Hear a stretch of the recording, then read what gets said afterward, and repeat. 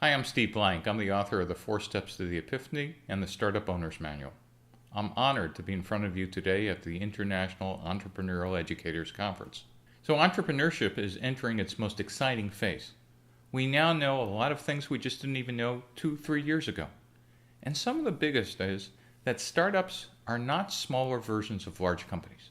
This is a huge idea because everything we used to do assumed that if you did it in a large company, all we were doing was replicating it on a smaller scale at an early stage venture. And as educators, that meant we were teaching what we used to teach at business school, except this time to entrepreneurs. One of the biggest changes is how we think of strategy. We used to think that startups simply needed to write a business plan. Now we understand that planning comes before the plan.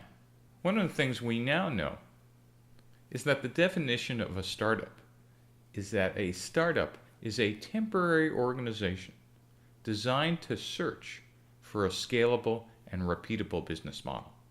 That's a big idea. Search for a scalable and repeatable business model. But the question is, what's a business model?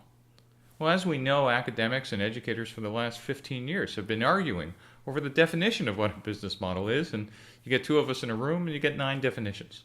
But a few years ago, Alexander Osterwalder defined business models good enough for educators and, more importantly, for entrepreneurs, gave them an actionable business model canvas that's become the standard worldwide. So the primary objective of a startup is to validate its business model hypotheses. That is, a startup is all about the search for a business model, where a large corporation is about the execution of its business model.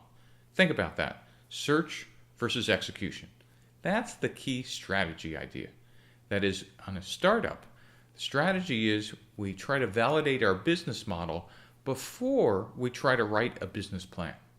Yet as powerful as the business model canvas is, all it is a template for brainstorming. But there's really no action associated with it. So one of the things we came up with is, how do we actually validate and test all those hypotheses in this wonderful way to now organize our thinking about the search for the business model?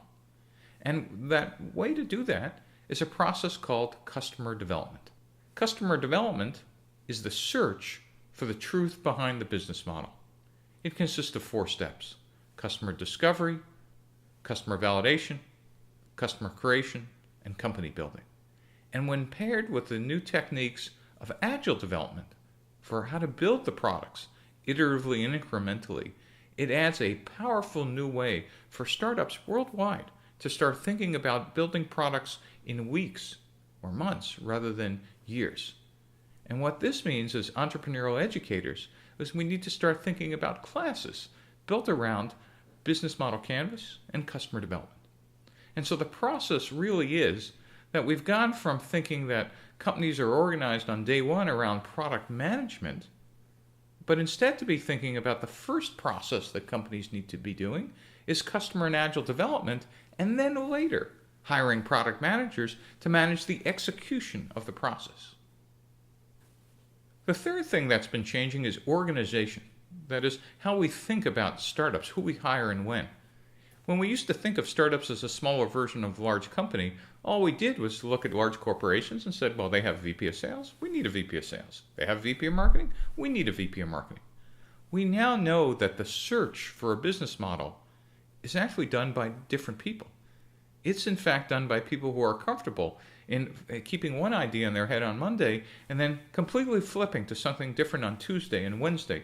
Because what you're searching for is something repeatable and scalable, but not till you find that can you hire executives who know how to execute that repeatability.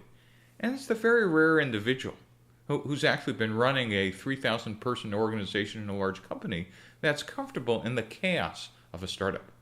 So for organization for early stage ventures, what we say is what a startup needs to do is build a customer development team first as the unit that's searching for the business model, which consists of founders and a team of either engineers or salespeople or whatever in a new role. So what we want to have is a new organization dedicated to actually finding customers and, more importantly, This team, which consists mostly of the founders, is the only group that can make the strategic decisions to change what the products or features or customer segments are. And then once we found that business model, then we build the silos around our organization that allow us to build sales, marketing, and biz dev departments. So as educators, and listening to this, the first thing is, well, that's great. Thanks for the strategy, but why should I care? How does it impact me? And how does it impact the classes I teach and the students I graduate? And here's the idea. It's either a good idea or a bad idea, but it's an interesting idea. Is that for the last decade or so, what we've been doing as entrepreneurial educators is teaching our best students how to write a business plan. But what we now know is that no business plan survives first contact with customers. So while business plans make all the sense in the world in an existing company and large organizations where they actually understand who their customers are, understand their pricing, understand competitors. In a startup, it's all about a series of unknowns. So what we really want to think about is how do we teach a curriculum based on the search for the business model rather than its execution? And that requires a lot of new thinking. Some of the things we've offered to Stanford and Berkeley and Columbia, Caltech, where I've been teaching, is that we've come up with a new series of classes called the Lean Launchpad that offer an experiential entrepreneurial education and a different curriculum. So at your schools, you might want to be thinking about what classes and curriculum do we need to change to actually embrace the search for the business model rather than its execution.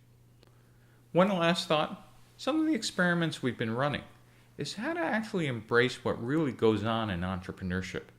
As you know, startups and new ventures are a full contact, full body sport. They just don't occur in the classroom or in an office.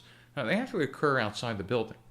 And so we've tried to make as many of these classes as we can experiential and hands-on. And some of the techniques are embodied in the Lean Launchpad class, but they include completely flipping the classroom by recording the lectures on an online service like Udacity and using the time for the class to actually answer questions about the lectures. The other things we do is actually make these team-based projects where they actually start companies during the class and we critique them. So at this conference, the challenge to you is how are you going to deal with these emergent ideas and challenges? And the question is, what's next?